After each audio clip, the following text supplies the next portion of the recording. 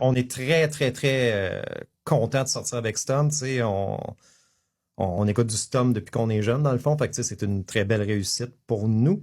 On avait commencé déjà en envoyant la pré-prod. On avait envoyé Brûle, Brûle, Brûle. On avait aussi, envoyé je Brûle, pense. Brûle, Brûle. Ok.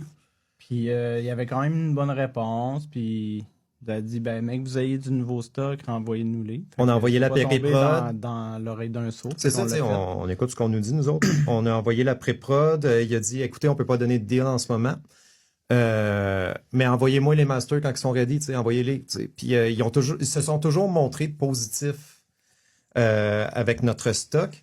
Fait que, tu sais, ça a toujours été le fun. Puis, un moment donné, par chance, on s'est fait inviter à un show 100% Stomp pour ouvrir pour Real McKenzie avec Doug House Rose, dans le fond. Okay.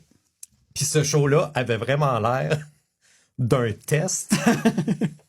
Tu sais, genre, le Soundman était bête. Les Real McKenzie jouaient avec un espèce de canard entre chaque tune qui fait du bruit. Genre, les pieds marchaient pas. Les pieds marchaient pas. La guitare feedait. Tu sais, c'était comme s'ils nous lançaient tout ce qui pourrait nous arriver de mal. Mais tu sais, on a fait notre set souriant, puis dans les temps, puis on a jasé avec Matt Smasher après, puis avec Laura de Stomp. Puis on jasait, on disait qu'on enregistrait en ce moment. Puis les deux, ils ont comme dit, envoyez-nous-les quand il est prêt. Tu sais, juste positivement de même. Fait que on l'a envoyé. Puis on l'a envoyé, mais ça a été extrêmement long nous répondre.